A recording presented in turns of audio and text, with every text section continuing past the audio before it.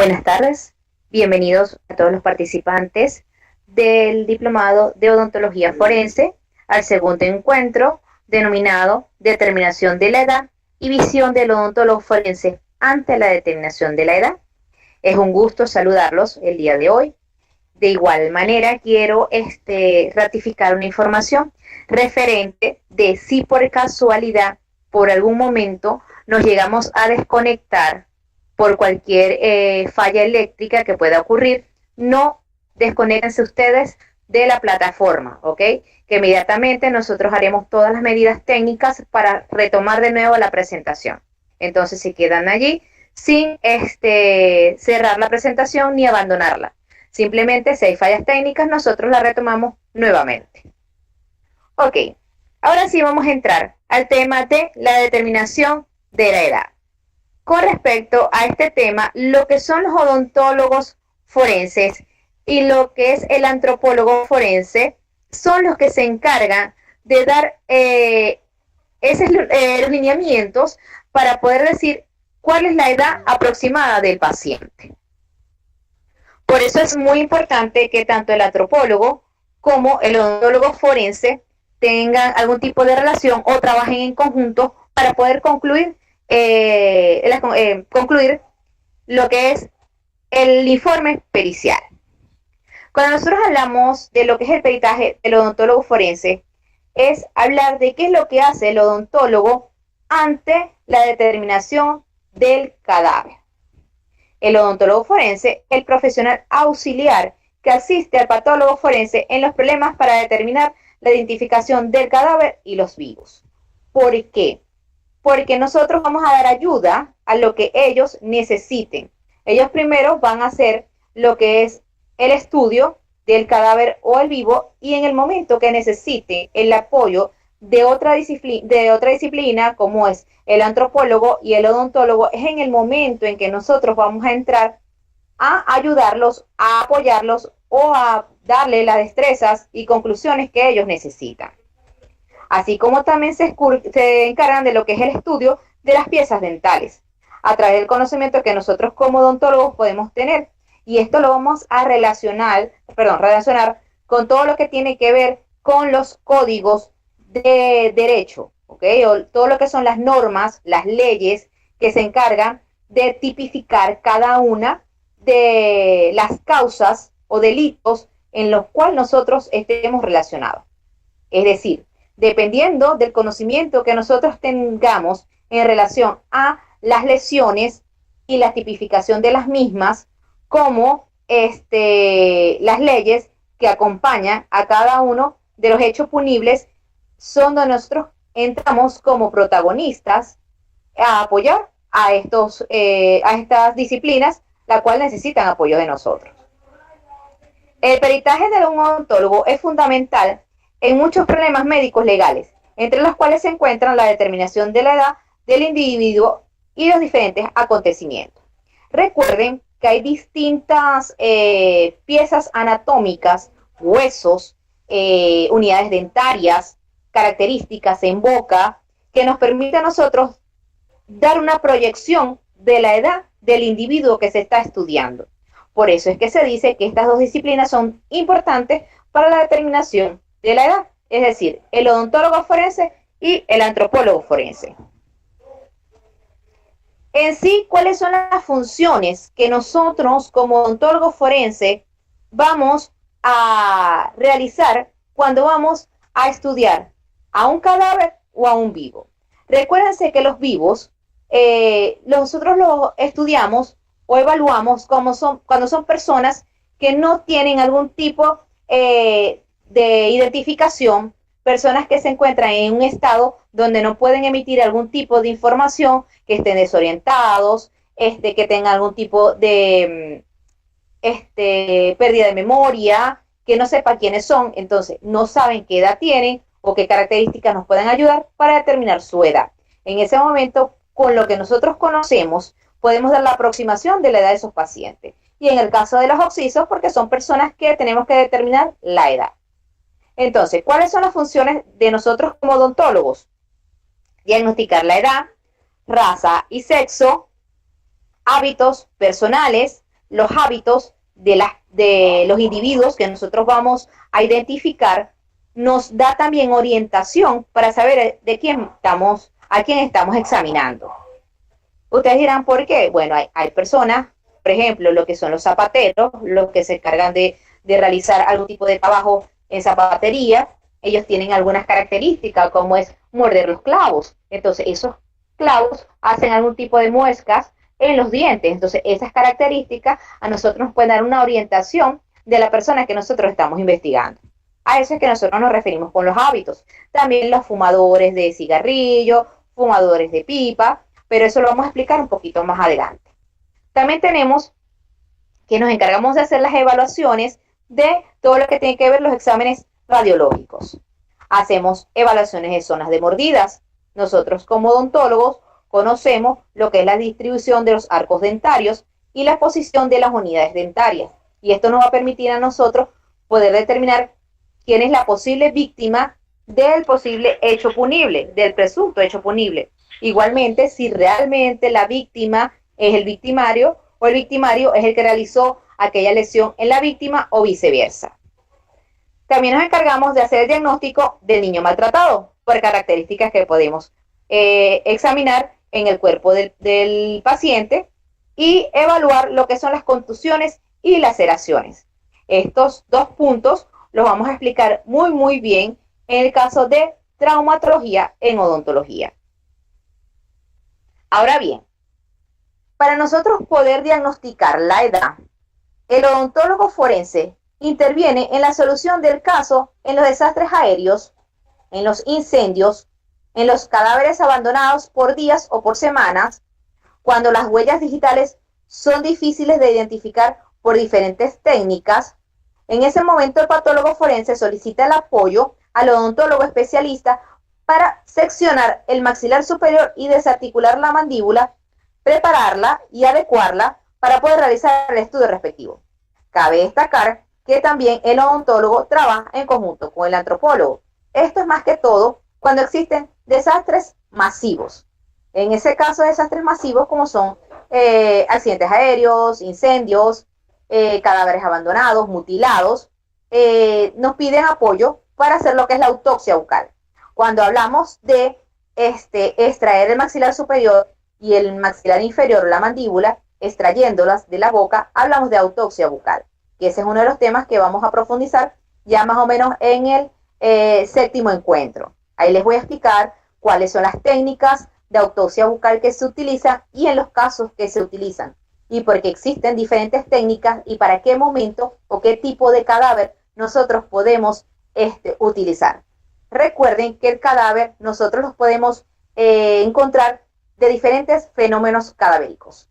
Pueden estar en un estado de putrefacción, pueden estar en un estado de descomposición, etc. Entonces, dependiendo del estado en que se encuentre el cadáver, es el tipo de autopsia bucal que nosotros vamos a realizar.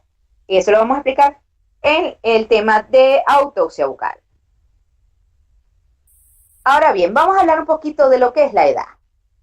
La determinación de la edad, para poder nosotros determinar la edad del cadáver o la persona viva, debemos conocer qué es la edad. La edad es el intervalo del tiempo transcurrido desde la concepción de un individuo en el vientre materno o desde su nacimiento hasta el momento de terminar la misma. Pero ¿qué pasa? Es ese tiempo que transcurre. Pero la edad puede ser tanto biológica como cronológica. ¿Por qué hablamos de la edad biológica? Porque es esa edad que transcurre desde el momento de la concepción hasta el nacimiento. Y la edad cronológica es la que se da desde el nacimiento hasta la determinación de las mismas. Es decir, hasta que ocurre la muerte. Entonces, ¿cómo diferenciamos una de otra? Muy fácil. Biológica, cronológica. Biológica, desde que el espermatozoide fecunda a lo que es el óvulo, y en el momento que nosotros empezamos a decir, tiene 2 semanas, 3 semanas, 4 semanas, 1 mes, 3 meses, 4 meses, 5, 9, 38 semanas, da luz el paciente, ¿ok? En ese transcurso que pasa la gestación, es cuando nosotros hablamos de la edad biológica. Y ya cuando el niño nace del paciente, hablamos de la edad no cronológica cuando decimos, el niño cumplió 1 año, cumplió 2, cumplió 3. Bueno, la persona o el individuo murió de 75 años. Eso es la edad cronológica. Ahora bien, ¿qué vamos a hacer nosotros con la edad? ¿O qué es lo que hace el odontólogo, el antropólogo, el especialista para el estudio de la edad? Se determina la edad en personas vivas, ¿para qué? Para los niños y adolescentes menores y los adolescentes sometidos a procesos judiciales o actos delictivos. Y también se hace la determinación de la edad en el caso de cadáveres no identificados. Cuando se consigue un cadáver en la casa normal con sus familiares, no necesitamos la determinación de la edad. ¿Por qué? Porque los familiares conocen la edad del paciente o del occiso. Pero ¿qué pasa? Si esta persona muere sola y no tiene ningún tipo de características para nosotros poder conocer la edad del mismo, ahí sí nosotros tenemos que hacer los estudios exhaustivos que vamos a ver a continuación sobre en qué zona o qué partes del cuerpo nos dan indicios para nosotros determinar o aproximar la edad del individuo que estamos estudiando. Ahora bien, existen algunos factores que determinan la edad, que los vamos a ir viendo y desglosando poco a poco. Pero uno de los cambios que nosotros podemos observar para determinar la edad son esos cambios que ocurren en el ángulo entre el cuerpo de la mandíbula, la rama ascendente que se relacionan con la edad. Así que nosotros podemos observar que en los niños vamos a ver un ángulo obtuso, mientras que en los adultos va a ser de 90 grados. Y cuando ellos van perdiendo dientes, este ángulo va también cambiando su gravedad, o lo que son los grados como tal. Cuando la mandíbula pierde los dientes, como estamos diciendo aquí, vuelve otra vez a ser obtuso, ¿ok? Porque vuelve a ser como los niños, porque no hay dentición en los rebordes. Y vuelve a tener una forma, ¿ok? O una inclinación, volviendo otra vez a un ángulo obtuso. En el cambio, cuando ya nosotros hablamos de un adulto, el ángulo siempre va a ser recto. Y hablamos de un adulto a partir de 18 años, aproximadamente 30 a 40 años. Sin embargo, el valor de estos cambios no es limitativo. Algunos cambios en la mandíbula ocurren solo en edad avanzada o cuando existe atrofia, síndrome o alguna alteración o accidente, en cuyos casos el agujero mentoniano se encuentra cerca del borde superior de la mandíbula. También es bueno aclarar o acotar que para nosotros poder tener una edad aproximada necesitamos tener más de 8 puntos que se relacionen. Ustedes dirán, ¿cómo hacemos para que 8 puntos se relacionen? ¿Qué son 8 puntos? Ok, eso se los voy a explicar un poquito ahorita y a medida que va pasando la presentación lo van a ir entendiendo. 8 puntos son los siguientes. Son las diferentes características que nosotros vamos a ir estudiando y nos van a estar dando la aproximación de la edad. Me explico. Si yo voy a estudiar el ángulo de la mandíbula, es un punto. Si yo voy a estudiar las crestas, es un punto. Si yo voy a estudiar la sutura coronaria, es un punto. Entonces, si yo sumo todos esos puntos y esos puntos me dan una edad aproximada de 40 a 45 años, estoy en lo correcto. Entonces, si por ejemplo son 5 puntos que me dicen que son de 40 a 45 años, pero son 3 puntos que me dicen que estoy en 50, se tengo que hacer una equivalencia para poder dar la edad aproximada de la misma. Vamos a ir viendo los puntos para ir aclarando las dudas. Ahora vamos con uno de los puntos. Uno de los puntos sería el ángulo de la mandíbula. Mientras más recto el individuo a identificar, es menor la edad. A mayor ángulo, mayor es la edad. Es decir, al momento de hacer la identificación. En niños, siempre va a ser aproximadamente, niños adultos, estamos hablando ya adultos, 90 grados. Y adultos como tal, adultos ya en el caso de personas que puedan tener algún tipo de falta de unidades dentarias, hablamos de de 130 grados. Y el adulto, que hablamos de, aquí hay un error en niños, el adulto que va de 18 a 40 años aproximadamente, siempre va a ser 90 grados. Ahora bien, otro de los puntos que nosotros podemos tomar en cuenta para evaluar la edad son lo que es la atrición, inserción gingival, forma de la cámara pulpal, transparencia de la raíz, grosor del cemento y reabsorción apical. Todas estas características también nos van a dar un punto de aproximación a la edad a la que estamos estudiando. Recuerden que cuando existen problemas periodontales o algún tipo de alteración, este punto no entraría en la selección para poder identificar la edad. ¿Por qué?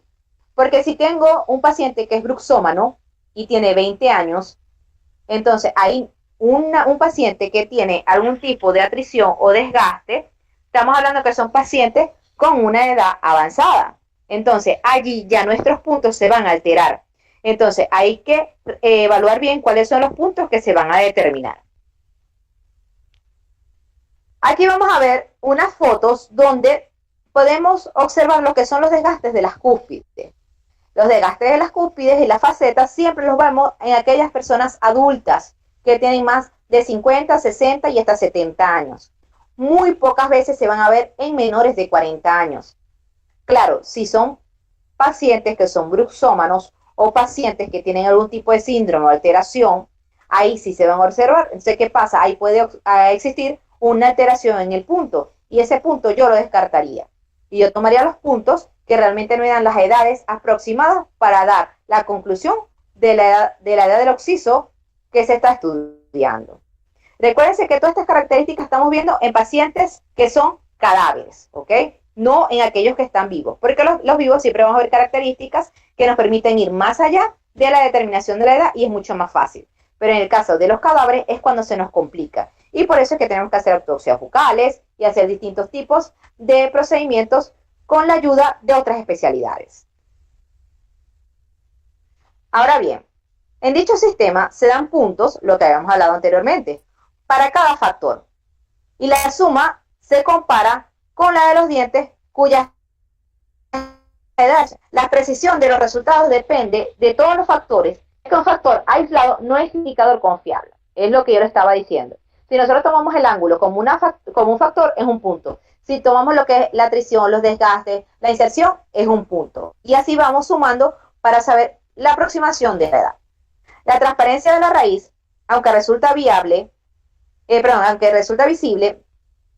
hasta aproximadamente los 30 años, es un factor más confiable. Algunos médicos legistas hacían el diagnóstico de la edad con base a las circunstancias y condiciones tan aleatorias como el desarrollo general, la presencia o ausencia de ciertos molares y la presencia o ausencia de ciertos signos de pubertad. Recuerden que si nosotros nos dejamos llevar por los libros o por lo que hemos visto en las universidades, las cordales deberían, o los terceros molares, o las muelas del juicio, depende de cómo se diga en cada país, en lo normal serán terceros molares, deben erupcionar entre 17 a 21 años. Pero a veces los molares no erupcionan y se quedan impactados en hueso. Entonces, a veces ese tipo de punto o como factor no lo podemos determinar, porque si hacemos un examen radiográfico al cadáver, podemos ver que están impactados lo que son los terceros molares. Algunos profesionales iban más lejos al decir por fórmulas dentarias la distribución del sistema piloso y el desarrollo de los órganos de la voz. Pero ya esto es un poquito más complicado. Nosotros como odontólogos nos vamos a la zona o a las porciones que nosotros conocemos. Ahora vamos a otro punto, que sería la estimación de la edad a través de las suturas craneales. Recuerden que las suturas craneales son todas aquellas uniones del hueso. Y esos huesos del cuerpo humano también podemos hablar que nos pueden dar una visión a la edad, lo que es la mano y la rótula. Pero todas las suturas son todas las que están a nivel de cráneo, nos pueden dar una aproximación de la edad. Las suturas son en una forma de cierre o cremallera a nivel del cráneo. Eso son lo que son las suturas. Y cada sutura recibe un nombre diferente por la zona en que se encuentre. Y esa sutura también da una aproximación de la edad de la persona que nosotros estamos investigando.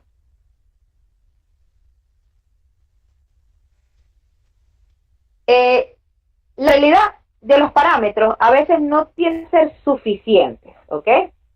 O son constantes al momento de construir un diagnóstico fiel, al momento de dar la determinación de la edad. Da aproximaciones, pero no le dice que realmente es una edad exacta. Por eso pueden ver en las conclusiones periciales que dicen paciente masculino o cadáver masculino con una edad aproximada de 55 a 57 años. O pueden decir que es de 60 años. Hay personas que sí logran tener todos juntos al día y te pueden decir, bueno, es un paciente femenino de 56 años con 8 meses, ¿ok? Pero ya es un estudio donde validan todas las características de todas las especialidades que están allí y donde llegan a la misma conclusión. Si no, se coloca una aproximación de la misma. El cambio de patólogo forense puede llevar a un diagnóstico utilizando 6 criterios señalados, que dan más certeza o se acercan más a la realidad y tienen un poco de menor margen de errores, ¿ok? Pero va a ser exacto como las matemáticas, como yo le decía. Puede ocurrir, porque puede ocurrir, que nosotros podamos decir, tiene 56 años con 8 meses, pero no es la norma, ¿ok? Siempre se da una aproximación. Cabe hacer notar que los criterios son aplicables principalmente en cada vez. De cualquier modo, con las posibles fallas en el manejo de las estadísticas que constituye una excelente construcción del diagnóstico de edad. Ahora vamos a otro factor que viene siendo otro punto. Ahora vamos a hablar de la estructura efenobacilar, que es la unión que se encuentra entre el hueso efenoide y el occipital. Cuando está totalmente cerrada, el individuo identificado presenta una edad de 20 a 25 años. Entonces, nosotros podemos decir una edad aproximada de 20 a 25, de 22 a 24, siempre con un lapso, ¿ok?, de 2 o 3 años por arriba o por debajo. También tenemos otra característica que nos da el foramen apical o agujero occipital o foramen magno, que es cuando este agujero es grande, hablamos que estamos estudiando una osamenta o un cuerpo de un hombre. Y cuando vemos que el agujero es pequeño, es decir, la persona que estamos investigando es una mujer. Otro de los puntos que podemos también estudiar es la sutura coronal o lo llaman fontanela. En distintos países les pueden decir fontanela. Es el hueso frontal y ambos parietales, y esa sutura que se encuentra ahí es lo que se llama sutura coronal o fontanela.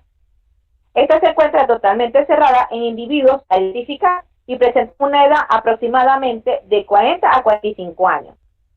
Hay muchos ejemplos, muchos casos donde son bebés o niños y dicen, no, esta es la cabecita, porque tiene la moñera abierta. Bueno, en algunos países lo dicen así, que es el agujero frontal está abierto. Entonces, eso es lo que nosotros llamamos como sutura coronal. Entonces, cuando esta está totalmente cerrada, ya estamos aproximados en una edad de 45 a 45. Y si está relativamente abierta, y estamos hablando de 35 años, 30 años, todo depende de la apertura que va a tener la sutura en la que estamos estudiando. Todo esto tienen unas mediciones. Nosotros tenemos reglas y tenemos instrumentos de medición que nos permiten decir cuál es la medida exacta de estos estudios. Otro de los factores sería la sutura sagital o hipotetal. Cuando está cerrada, el individuo a identificar presenta una edad aproximada de 45 a 50 años. Es esa unión que se encuentra entre los huesos parietales. Ahora bien, cuando la deducción es completa, la determinación de la edad se torna cada vez más difícil por muchas razones. La deducción ocurre más tempranamente en climas cálidos. La urbanización, las causas o aceleraciones de los brotes de los dientes permanente, lo cual eso puede tener un esquema o una escala de edades, que es la que vamos a ver más adelante, que es lo normal que pueda ocurrir en un individuo. Por ejemplo, la erupción de los incisivos centrales a los 6 y 7 años, o los primeros molares, que pueden ser tanto superiores o inferiores. Nosotros tenemos una regla que nos dice que son de 6 a 7 años. Es normal. Por eso dicen que cuando hay erupciones, más que todo en denticiones mixtas, como que nos imposibilita un poco lo que es el estudio de las edades. Ahora bien, les traje aquí a la presentación lo que son edades de dientes primarios o dientes de leche y los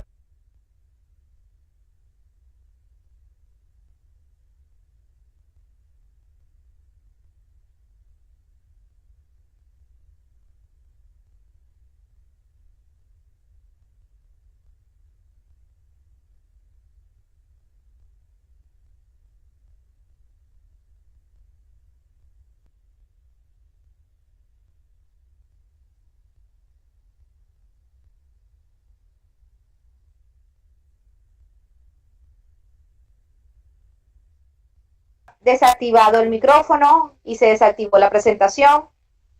Vamos a confirmar rapidito a ver si, ya veo que creo que sí está presente. Ok, en esta lámina lo que vamos a ver es la erupción de los dientes primarios, es decir, de los dientes de leche. Esa lámina ya la hemos visto, ya conocemos lo que son las edades, los incisivos centrales en inferior de 6 a 10 meses, laterales de 10 a 16 meses, canino de 17 a 23 meses, 14 a 18 meses, los primeros molares, segundos molares de 23 a 31 meses.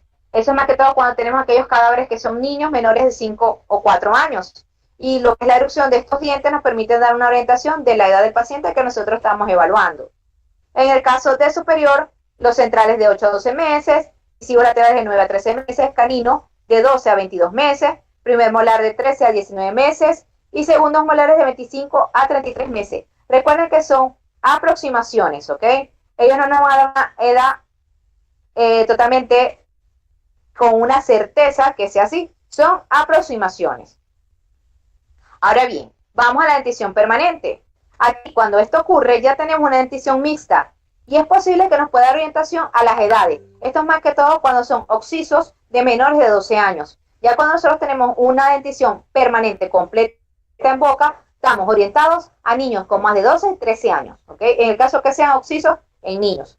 Ahí está también la tabla de las edades de los niños que nosotros vamos a evaluar. Son las tablas que nosotros vemos siempre, que salen a partir de los 6 a 7 años, lo que son los incisivos centrales superiores, los incisivos centrales inferiores y los primeros molares, que son las primeras muelas permanentes que salen. Eso también lo conocemos. Por eso le estoy dando una presentación muy rápida a estas láminas, porque esa información la conocemos muy bien.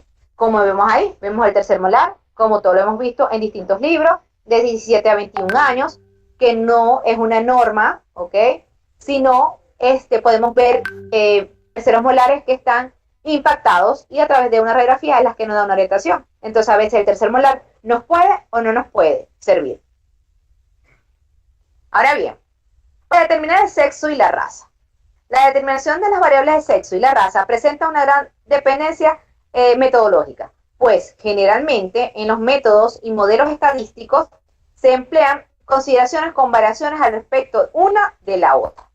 Aunque existen regiones anatómicas capaces de brindar una información, puede proporcionar otras técnicas que pueden ser eficientes o no, dependiendo si están presentes los dientes, los maxilares que puedan usarse también para estos fines, y sobre todo, más que todo cuando son cadáveres que están fragmentados o carbonizados. Para tales casos, estas son las funciones discriminatorias que nosotros utilizamos para el sexo y la edad. Porque si nosotros tenemos el sexo, es muy fácil decir cuál es el sexo si tenemos un cadáver completo. Pero si es un cadáver mutilado, es muy difícil porque hay que unir las piezas y poder decir. Pero si existen características en la fisonomía de cada una de las características de las mutilaciones o fragmentos que nosotros vamos a ver para determinar el sexo. Y la raza sí es un poquito más complicada y se utilizaba lo que era la odontometría de los cubanos. Para determinar la nacionalidad, también se torna un poquito complicado, y los materiales usados para la reconstrucción dentales, aparatos de prótesis, la ortodoncia y otros tratamientos propios en la cavidad bucal no siempre son los mismos iguales en cada país. Estos pueden variar y varían depende del material que se utilice en cada país. ¿Qué pasa? Existen tratamientos de ortodoncia, o existen tratamientos de prótesis que tienen códigos, o tienen chips, o tienen aditivos que nos permiten identificar a través de estos códigos o chips a qué casa dental o a qué casa de prótesis pertenece, y nos da una orientación de la persona que nosotros estamos investigando. Y por eso es que nosotros a través de estas características podemos estudiar de qué nacionalidad es el individuo que se está estudiando. En el caso que sea un occiso que vive, por ejemplo, en Venezuela y murió en Chile, o murió en Ecuador, y resulta que la prótesis que se hizo tiene un código que pertenece a una casa dental de Venezuela, por decir un ejemplo. Entonces, a través de este tipo de materiales, nosotros podemos ver de qué nacionalidad puede ser el individuo que nosotros estamos estudiando. Ahora bien, vamos a hablar de los hábitos personales, lo que hablamos al principio de la presentación. Un fumador se reconoce porque el humo del cigarrillo marca principalmente las superficies linguales de los dientes superiores y anteriores. Por su parte, la pipa produce una muesca de la superficie oclusal. Es decir, tenemos un cadáver, estamos estudiando, estamos levantando las características que vemos en boca del paciente y vemos estos hábitos personales. Ya sabemos que esto lo vamos a colocar en la historia post-mortem y vamos a tener todas estas características para que al momento de que nosotros vayamos a tener la entrevista con los familiares o con los conocidos, podamos consultarle a ellos todas estas características. Por eso es que se dice que los hábitos personales son importantes plasmarlos, los que se vean en cavidad bucal, en la historia post-mortem, para que al momento de la entrevista o la reunión con los familiares nos puedan dar la información exacta y nosotros poder concluir el diagnóstico pericial. La pérdida de estructuras dentales en el borde incisal se encuentra en carpinteros, zapateros y otros trabajadores que utilizan a los dientes para sostener objetos duros como clavos, lo que le comenté del ejemplo de los zapateros. Todo este tipo de características nos permite saber cuál es el oficio o profesión de estas personas.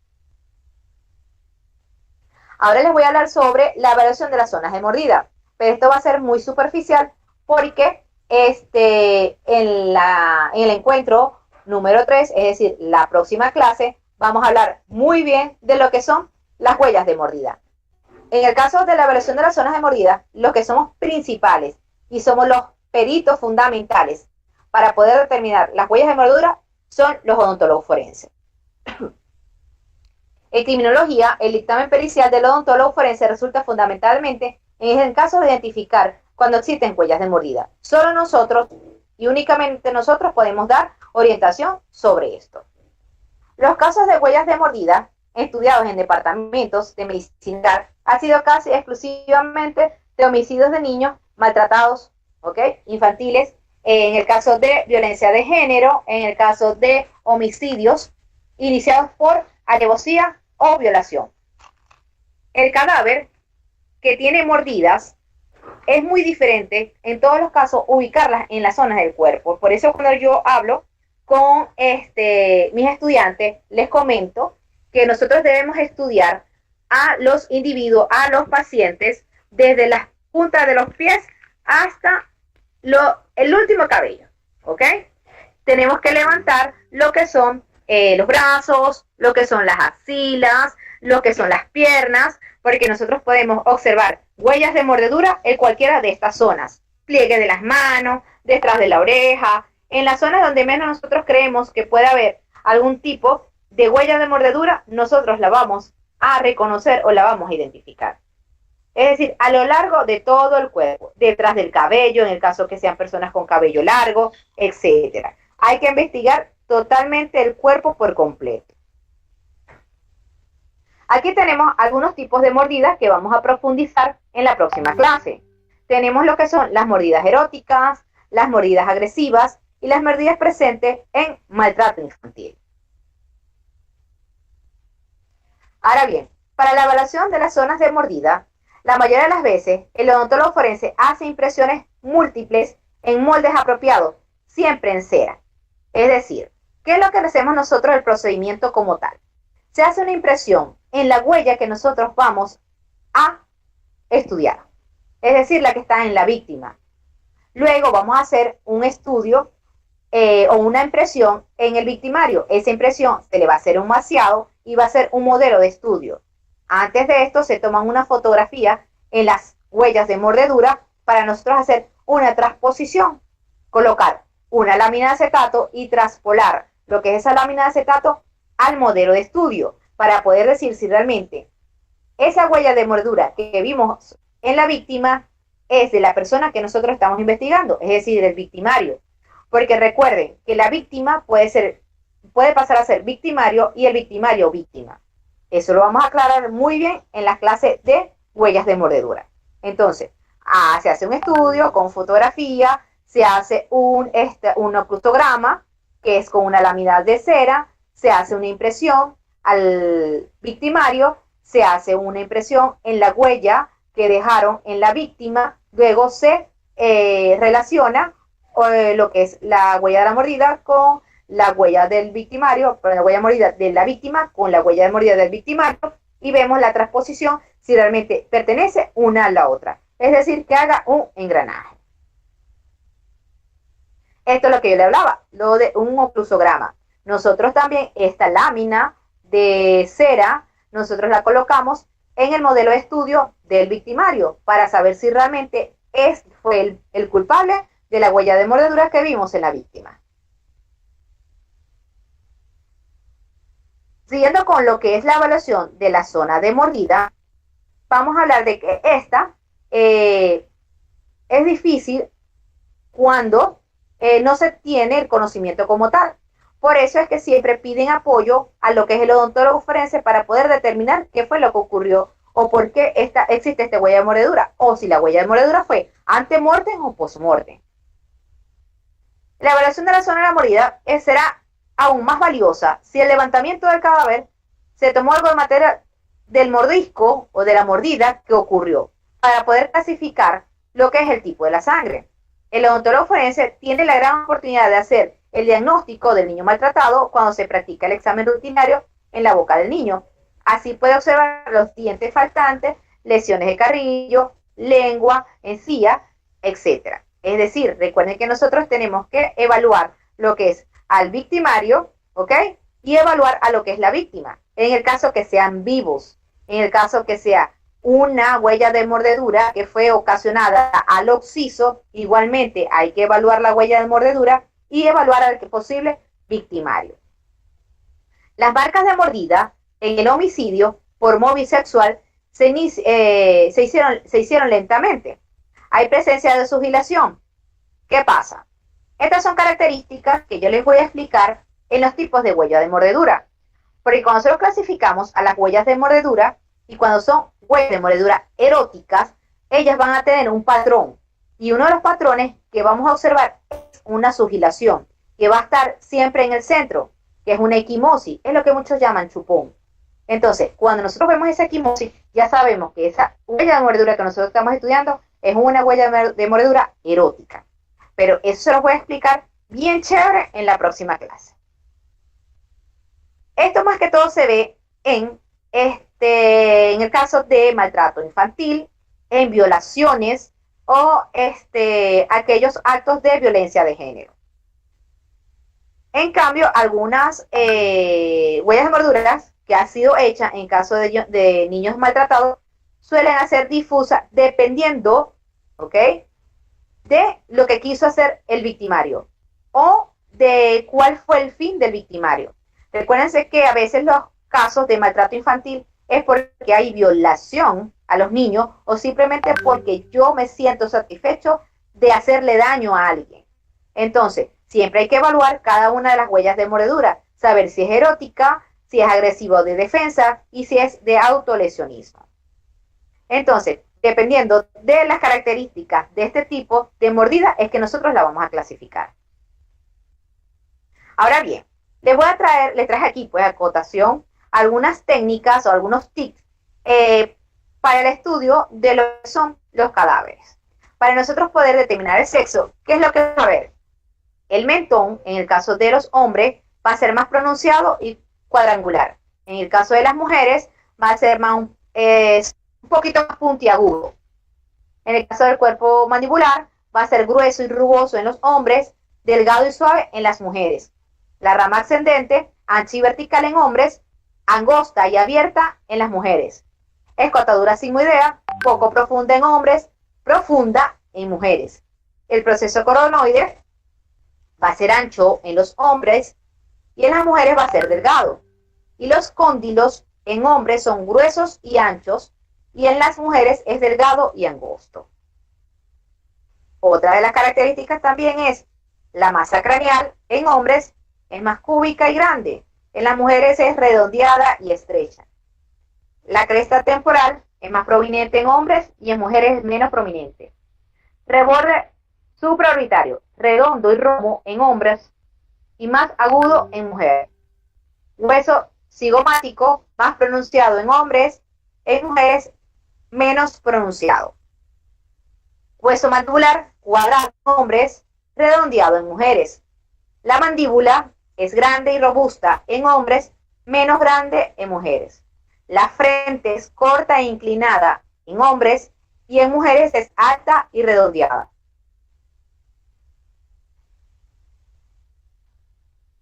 Para el sexo tenemos otras características casi similares a las anteriores, seguimos con lo mismo.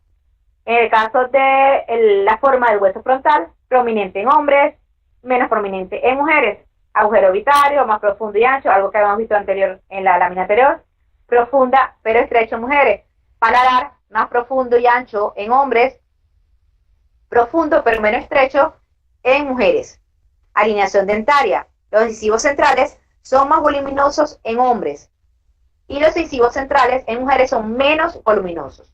Y el diámetro mesiodistal es menor en hombres y mayor en mujeres.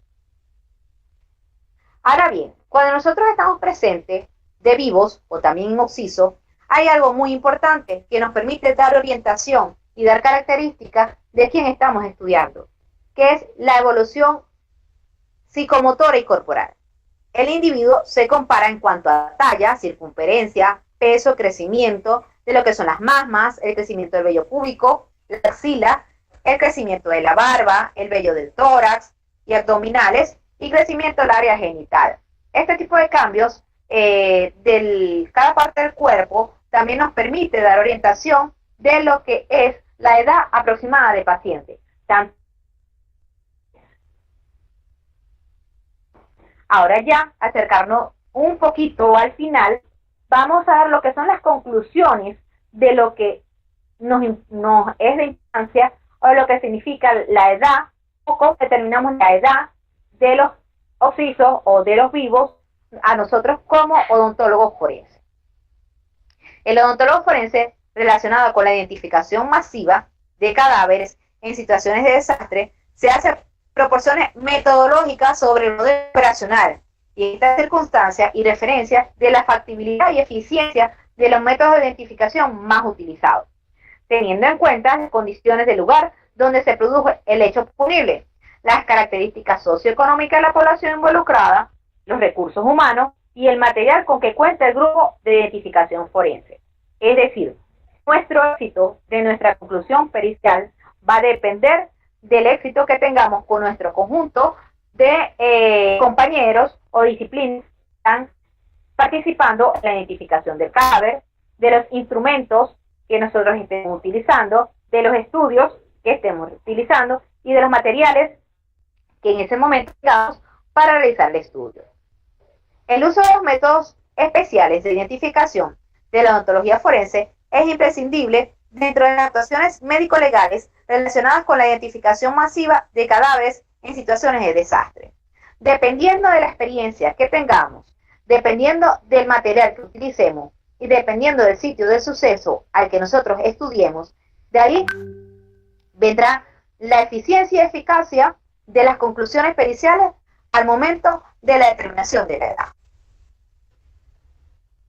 Y por último, las técnicas que adquieren mayor valor en la aplicación en aquellos casos de la integridad física de los cuerpos de los fallecidos se encuentra muy afectada y básicamente no difieren de cuando son utilizadas en otras circunstancias, lo que distingue el trabajo del odontólogo forense en situaciones de desastre, en su integración con el grupo multidisciplinario bajo un sistema de organización particular. Es decir, que depende del estado del cadáver que nosotros vayamos a estudiar, también depende el éxito de las conclusiones periciales al momento de la determinación e identificación de la persona que estamos estudiando.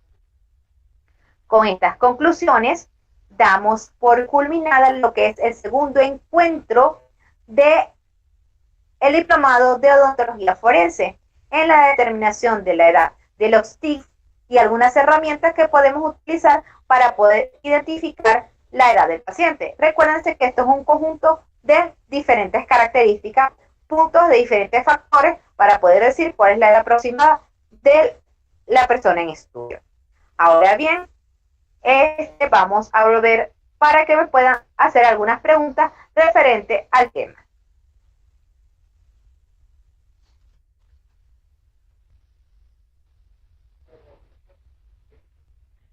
Ok, escucho cualquier pregunta que tenga.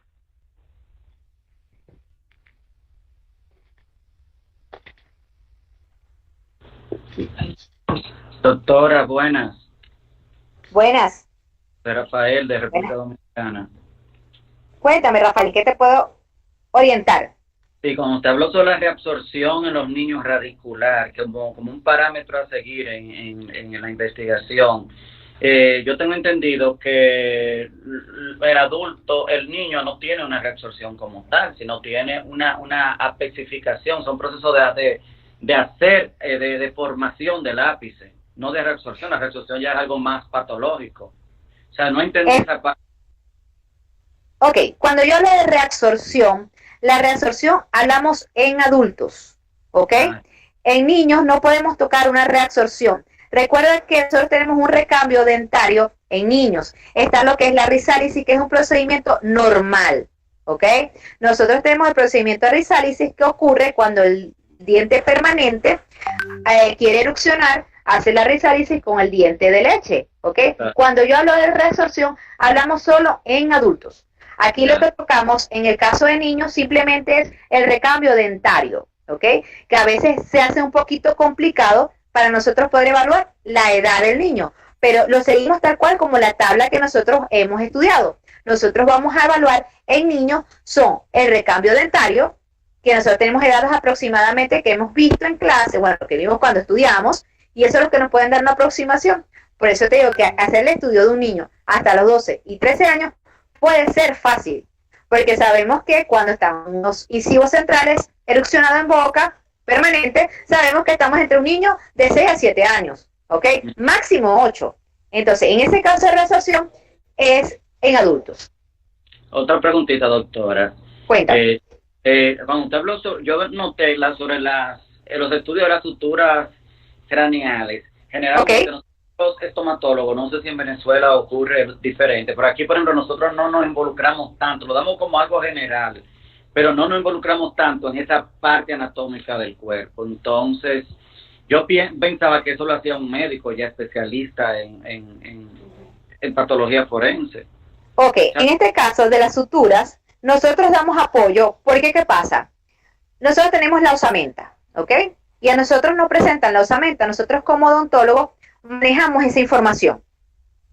En este caso, cuando estamos en lo que son trabajando con entes judiciales, claro, tenemos una preparación un poquito más profunda en cuanto a eso. Puede ser que las universidades den muy superficial lo que son las suturas.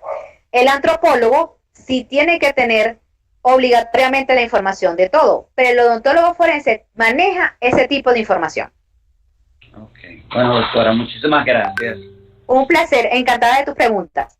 Y me gustaría también, doctora, ver de qué manera uno puede conseguir esas, son como diapositivas, ¿no?, que ustedes tienen, o la proyección, uno la puede enviar para nosotros tenerla también y estudiarla, porque no, a través del celular no me salen muy chiquititas, no la puedo percibir mucho. Ok, en el programa que yo les envié, donde le coloqué el día de cada uno de los encuentros, dice que ustedes los pueden ver a través de Google Meet y a través del aula forense, ¿ok? aulaforense.net, ahí ustedes pueden ver las clases completas como si fuera una presentación de PowerPoint. Ok, bueno, pues muchas gracias, muy amable, doctora. Para servirle, feliz día. Igual, bye.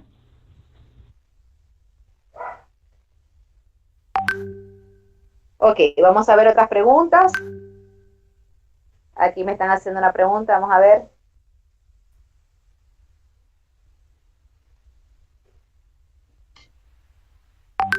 Doctora, dígame.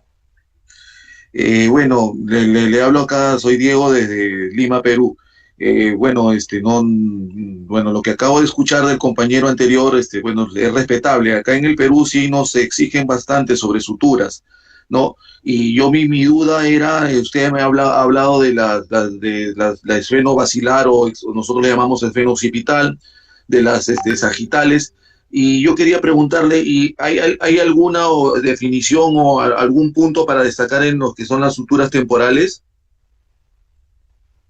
Ok, en ese caso, las suturas temporales se utilizan igual, ¿ok? Y como te comenté, y comentamos con el compañero anterior, sí, aquí en Venezuela también se profundiza en lo que son las suturas, lo que son efenomaxilar, las suturas efenoides, lo que son lo que es el agujero occipital, lo que es la sutura frontal.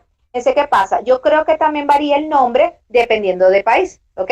Aquí nosotros manejamos esas suturas, esos son los nombres de las suturas que nosotros manejamos, como son las parietales, como son las frontales, que son similares. Lo que pasa es que dependiendo de donde se localiza el hueso, es donde uno le da el nombre a la sutura. Dependiendo de la unidad de los huesos donde esté la sutura, reciben el nombre.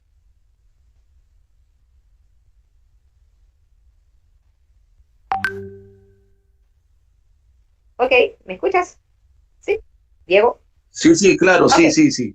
No, Okay. Bueno, la duda, no, ya es terminologías, nada más. Es correcto, es terminología, porque recuérdense que a veces nosotros utilizamos unos términos que no utilizan ustedes, pero más que todo para orientarnos, nos guiamos por los huesos, son las suturas que están a nivel de los huesos, y quizás se cambian nombres, hasta pueden colocarse el nombre de los huesos invertidos, y eso es lo que a veces da un poquito de duda. Ok, comprendido, gracias. Nada, orden. Vamos a ver si logro ver unos mensajes que también, ajá.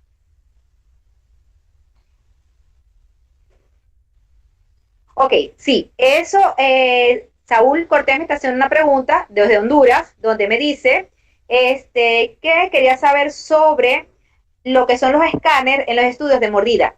Cuando nosotros veamos la próxima semana el estudio de huellas de mordida, van a ver que hay un estudio que es a través de escáner, que algunos países lo tienen, otros no lo tienen, que a través del escáner también nosotros podemos dar proyecciones de lo que son las huellas de mordedura, pero son estudios no convencionales, porque no todos los países utilizan el escáner como estudio.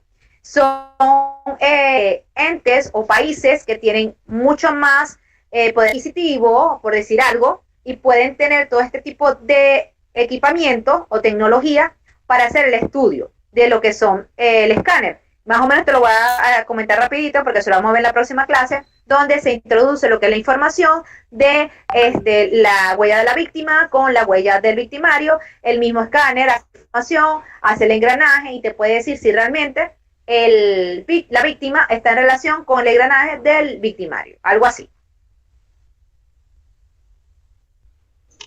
Doctora, discúlpeme, otra duda. Cuando usted habló del grosor del cemento, por el problema de no escuché bien si es en personas vivas o también se puede ver ese tipo en cadáveres. También en cadáveres, eso lo podemos ver tanto en cadáveres como en personas vivas. Lo que pasa es que en el caso de ese tipo de información sería a través de estudios radiológicos, ¿ok? Que en el estudio radiológico que nosotros podemos ver lo que es el grosor del cemento. Ok, ya, perfecto, gracias por la duda. Perfecto, Diego, un placer. A ver, otra preguntita. De verdad, gracias por conectarse. Yo sé que